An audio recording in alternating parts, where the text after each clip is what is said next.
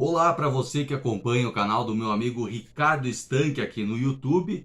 Eu sou Leonardo Silva e sou um fã, vamos dizer, um fã apaixonado aí pela primeira versão da novela Pantanal, que foi ao ar em 1990, e também, claro, acompanhei a nova versão que foi ao ar pela Globo agora em 2022. Eu estou aqui para fazer uma análise do que foi essa nova versão da Globo, aqui com foco nessa nova versão, para a gente ver os pontos positivos, os pontos negativos. Eu separei aqui em tópicos, então se eu olhar para o lado aqui, você vai ver que vou estar lendo aqui o que eu anotei para poder elaborar melhor assim, a gente fazer uma análise bem completa dessa versão de 2022. A primeira coisa que eu quero observar é que tanto a versão original quanto a nova versão agora da Globo causaram muita repercussão. Na época, lá na Manchete, né, não existia rede social, mas a gente podia observar, através até mesmo das capas de revistas, que naquela época as revistas focavam mais nas novelas da Globo, né, tanto das 6, das 7, das 8 na época, e depois que Pantanal entrou no ar, a foto principal das revistas era a foto da Juma, do Joventino, do Zé Leôncio, ou seja, Pantanal dominou a pauta novelística aí da televisão brasileira em 1990 e na rua também repercutia. Em 2022, com as redes sociais também, a repercussão foi muito grande, inclusive rendendo muitos memes, e até agora que a novela já acabou, ainda continua a repercutir demais. Então, a partir de agora, a gente vai fazer uma revisão, uma análise aí da novela Pantanal de 2022. Eu separei em 3 pontos. Primeiro, os pontos positivos da novela, foram muitos. Segundo, uma análise um pouco diferenciada de algumas coisas que me chamaram a atenção ao longo da novela. E por último, eu vou falar dos pontos negativos, que também tiveram alguns pontos negativos dessa nova versão. Vamos começar então com os pontos positivos da novela do Bruno Luperi. Primeira coisa que a gente tem que louvar pela atitude da produção foram as homenagens que a novela fez. No primeiro capítulo a gente teve aquela cena do Paulo Gorgulho interpretando o personagem que não existia na versão original, mas como uma forma de homenagem ao ator que deu vida a José Leôncio jovem e também ao Zé Lucas na versão original. Ele inclusive usando a mesma roupa, o mesmo chapéu que o Zé Leôncio usava na versão da Manchete, e ali o Joventino, feito pelo Irandir Santos, recebendo o berrante do personagem do Paulo Gorgulho. Foi uma coisa bem emocionante de ver, principalmente para quem acompanhou a versão original. A segunda surpresa também que a gente teve, que essa aí ninguém esperava e foi uma coisa que surpreendeu todo mundo, foi aquela cena do velho do Rio recebendo a comitiva fantasma. E pasmem, quem era o chefe da comitiva fantasma era Cláudio Marzo. Cláudio Marzo, que faleceu em 2015, mas com recursos tecnológicos a Globo foi lá e inseriu o rosto do Cláudio Marzo no corpo do cavaleiro lá, fantasma. Isso aí pegou todo mundo de surpresa e foi muito emocionante mesmo. Nota 10 para quem teve essa ideia de fazer essa homenagem tão merecida para o grande Cláudio Marzo. A outra homenagem também é uma forma de homenagem também que a gente pode considerar, é o Almir Sater. O Almir Sater, que foi tão importante na versão original também, dando vida ao Trindade. Nessa versão ele fez o papel do chalaneiro Eugênio, que na versão original era o seu Orlando, né, feito pelo Ivan de Almeida.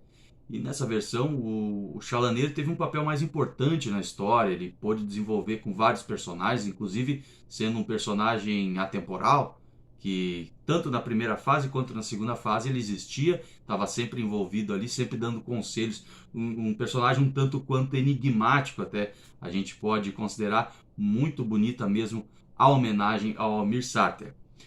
A gente teve no último capítulo a participação da Giovanna Gold, da Cristiana Oliveira, da Indra Liberato. Também foi uma surpresa para todos, né? Elas participaram ali como convidadas do casamento do Zé Leôncio. E ainda mais, a maior surpresa deste último capítulo foi a participação de Sérgio Reis, que tem tantas desavenças aí com a Globo, né? A Globo com ele com a Globo por motivos políticos. Mas Sérgio Reis participou e com grande destaque até do último capítulo, e foi bonito de ver os dois Tibérios tocando, cantando, e também Tibério e Trindade originais no casamento do Zé Leôncio no último capítulo. Foi muito bonito mesmo. Outro ponto que também continuando, né, nessa questão de homenagens à primeira versão, a dona Jacutinga, avó do Zé Lucas, né, que o Zé Lucas ia lá, pedia dinheiro emprestado para ela, depois de terem roubado o caminhão dele. A dona Jacutinga foi interpretada pela Matilde, pela dona Matilde da versão original, que é a Gláucia Rodrigues. A Gláucia Rodrigues fez a dona Matilde, que é a secretária do Zé Leôncio, e ela voltou nessa nova versão sendo a dona Jacutinga, avó do Zé Lucas. E é claro, a gente não pode deixar de observar que a maior homenagem, na minha visão, é o Marcos Palmeira de Zé Leôncio. Marcos Palmeiras que fez o Tadeu na versão original, e o Tadeu sendo aquele filho sempre enjeitado, sempre ignorado por muitas vezes, e acabou sendo o Zé Leôncio porque ele sempre via no pai um verdadeiro herói, uma pessoa que era a inspiração da vida dele. Então a gente pode dizer que o Tadeu é o Tadeu mais velho ali, né? Não é o Zé Leôncio, é o Tadeu mais velho, o Tadeu que envelheceu e continua aprendendo com as lições que ele aprendeu com o pai. Outra coisa muito legal também dessa versão é a Comitiva Esperança, a música Comitiva Esperança, que foi reproduzida novamente aqui durante as cenas dessa nova versão, e é a versão original da música, né? A Comitiva Esperança, cantada pelo Sérgio Reis. Foi muito legal mesmo eles manterem essa música, porque é uma música símbolo da novela também, com várias passagens de cena, sempre tocando a Comitiva Esperança. Eu quero observar agora as surpresas que a gente teve na novela, as surpresas positivas da novela, que foram, por exemplo, o Renato Góes, na pele do José Leôncio jovem. Foi muito legal de ver, ele fez um Zé Leôncio ao mesmo tempo bronco, como Zé Leôncio deve ser, mas com aquele toque de humor que o Paulo Gorgulho também conseguiu dar na versão original, na primeira fase de Pantanal. Foi muito bom mesmo a atuação do Renato Góes.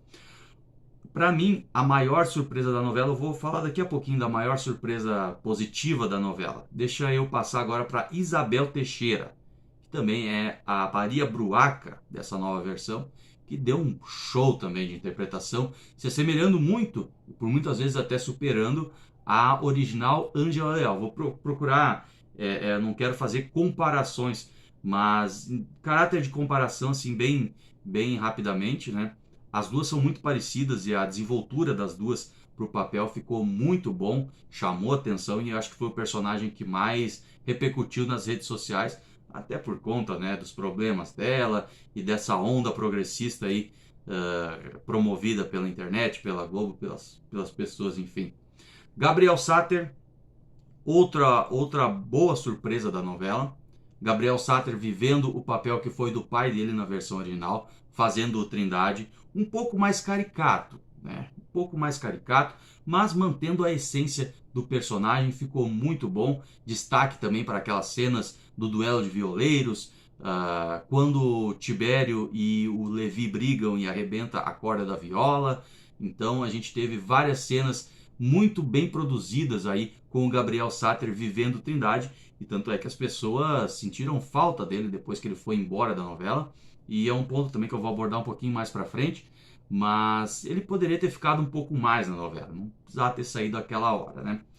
Outro grande destaque da novela para mim foi Juliana Paz, no papel de Maria Marroá. Ela foi muito bem, ela fez uma Maria num tom certo, não foi muito caricato, nem muito contido. Eu acho que ela com certeza é o símbolo da Maria Marroá, da onça pantaneira, da garra da mulher pantaneira. Tá na Juliana Paz, todo o mérito para ela, uma grande atriz, uma atriz que também não se ajoelha a nenhum tipo de ideologia, nenhum tipo de agenda. Ela merece todos os nossos aplausos. Outro destaque também da primeira fase, o Henrique Dias, fazendo o papel do Gil. O Gil, inclusive o Henrique Dias fez o papel do Francisco na primeira versão, que era o filho do Gil. Então, mais uma homenagem à primeira versão. O Henrique Dias conseguiu dar mais destaque para o Gil, conseguiu dar mais profundidade ao personagem, coisa que o José Dumont não conseguiu desenvolver tão bem na primeira versão. E, é claro, Juliano Casarré. Para mim, foi o melhor personagem da novela, foi o Alcides.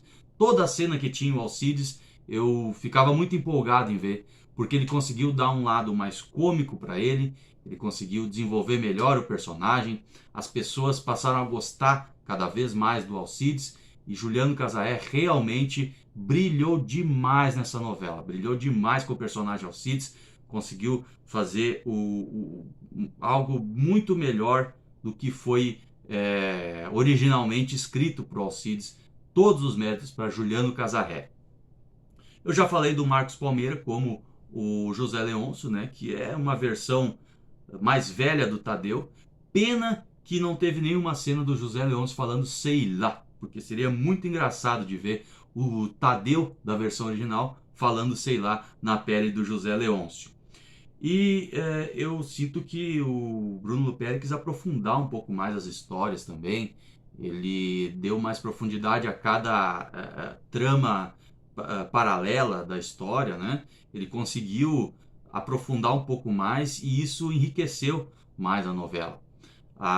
Agora, para mim, uma das coisas mais bonitas que aconteceram na novela Pantanal de 2022 foi a última cena da novela, em que depois que o Velho do Rio encontra as crianças lá, eles vão para a Tapera da Juma, ele vai contar a história da Juma e tudo mais, aparece a frase, aquela que o homem é o único animal que cospe na água onde bebe, que corta a sombra que lhe dá, corta a árvore que dá sombra e frutos, e é uma frase muito bonita, infelizmente muito verdadeira, mas na versão original a gente teve essa frase com a assinatura do Benedito Rui Barbosa. Na versão de 2022, o próprio Benedito narrou essa frase. Então ficou uma coisa muito bonita mesmo, digna de uma pessoa que dedicou toda a vida aí para a teledramaturgia, criando história, criando os personagens, sempre muito profundo, com relações muito humanas e sempre de todo o coração. Benedito Rui Barbosa é um daqueles autores que está em outro nível, em outro patamar, merecidamente a última frase, a última cena da novela, narrada pelo próprio autor Benedito Rui Barbosa. Outra coisa que eu quero agora observar são algumas coisas que eu notei no decorrer da novela, como por exemplo o personagem Joventino, Jove, né, o Joventino Neto. A gente pode observar que ele representa muito bem essa nova geração, uma geração cheia de conflitos, uma geração um pouco mais contida, um pouco mais introspectiva, comparado ao Marcos Winter original.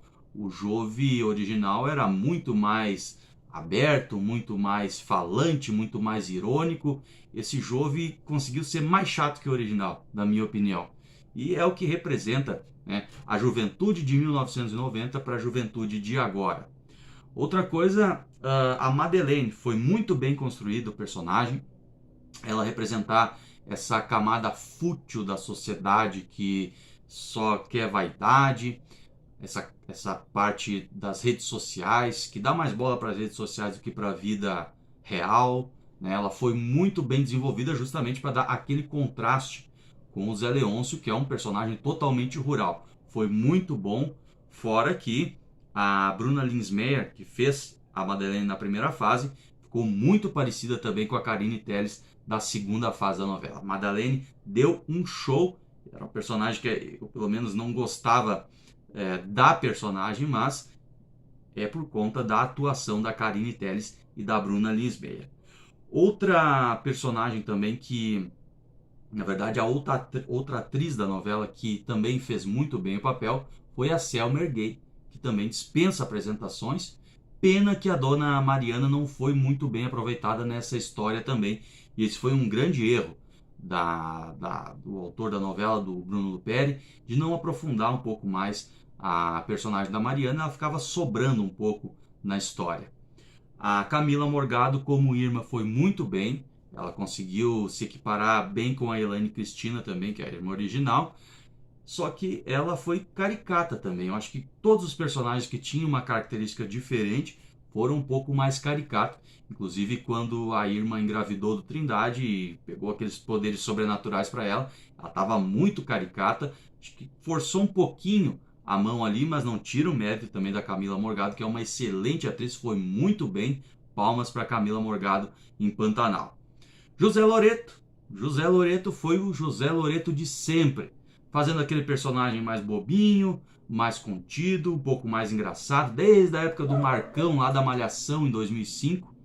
O José Loreto sempre desenvolvendo os mesmos personagens, mas com o mérito do carisma dele. Então, ele não tinha outro ator para fazer o Tadeu. Acho que o José Loreto foi o melhor. Ele é um ator muito bom, um cara que a gente gosta dele, dos personagens dele, justamente por essa pureza, por essa inocência de todos os personagens que ele faz, pelo menos a maioria dos personagens que ele faz, caiu muito bem pro Tadeu. Outro destaque da novela foi o Guito Show, o Guito Tibério. Tibério, né? O Guito não era ator profissional, nunca fez nenhuma novela, mas ele acompanhou a novela já por 5 vezes, e o que é legal, a novela original, Pantanal, ele brincava com seus amigos, com seus colegas, dos personagens da novela, e quem diria o Guito brilhando em Pantanal, e foi muito bem mesmo, né? Desenvolvendo ali também suas habilidades como músico, grande violeiro que é, grande músico que é, mas também deu um show, se dedicou mesmo ao papel do Tibério e foi muito bem também. Agora eu quero destacar os pontos negativos da novela, que a gente teve também alguns pontos negativos aí de Pantanal, e a gente não pode deixar de falar aqui. Primeiro, Murilo Benício.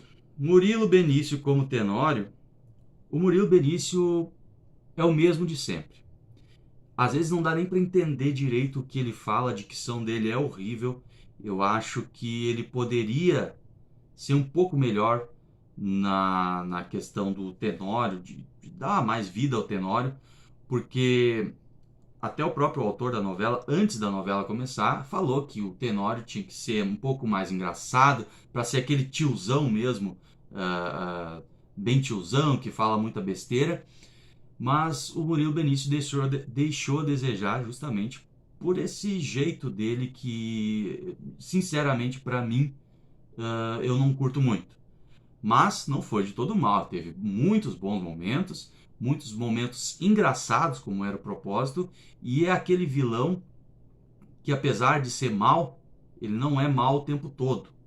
Então, méritos também para o Murilo Benício, apesar dos pesares, né? A Dira Paz. Agora é um problema a Dira Paz, porque ela, como atriz, é uma excelente atriz. Ela não decepcionou por ela, mas pela história em si.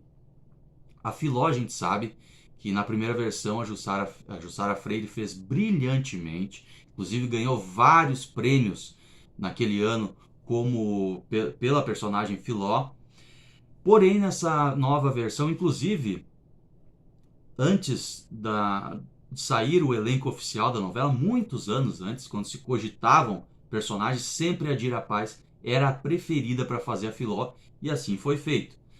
Porém, a história não ajudou muito. A Filó não teve muito desenvolvimento na história, a personagem Filó. Ela não teve muito destaque da altura da Dira Paz, e ela não conseguiu dar tanto destaque assim para Filó. Mas não é um demérito da Dira Paz, e sim, eu acho que a trama da Filó ali, ela poderia estar um pouquinho mais fortalecida, talvez mudasse uma coisa ou outra, poderia estar um pouco melhor nessa nova versão. A trilha sonora da novela.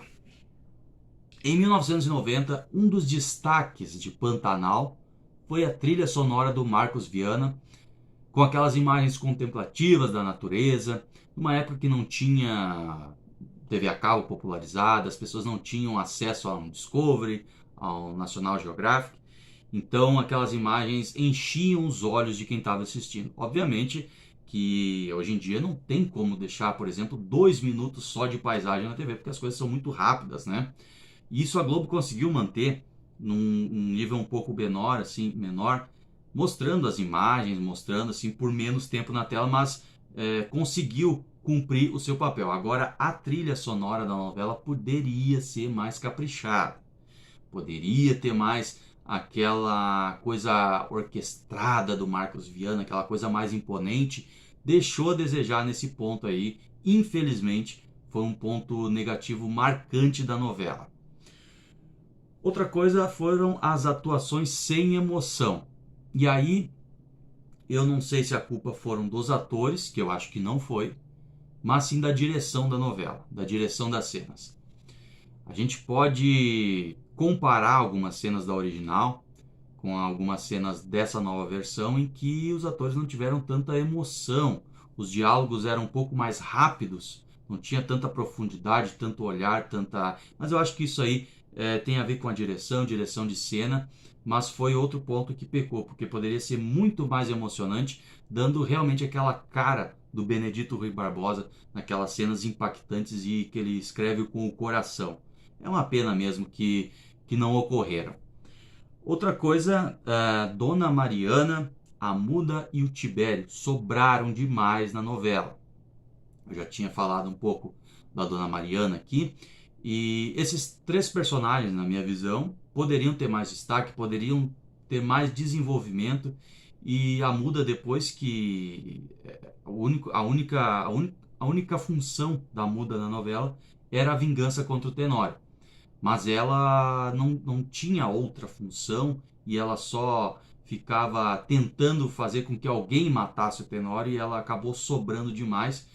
A Dona Mariana também, assim como na versão original, que ela poderia ser mais vilã, vamos dizer assim, mas o Tibério, apesar do Guito também ser esse ator, que agora é um grande ator já, apesar de ser o primeiro papel estreante, mas foi um bom ator, conseguiu desenvolver muito bem, mas o Tibério também poderia ter um pouco mais de destaque na novela.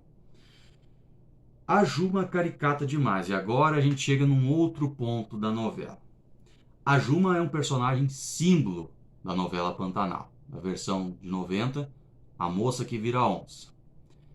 Nessa versão não foi tão diferente, porém a Alanis Guilin deu um papel, uma atuação mais caricata para a Juma, sendo que a gente pode observar na versão original que a Juma, no decorrer da trama, ela fica mais sociável, ela adquire costumes mais sociáveis das pessoas ali com que ela convivia.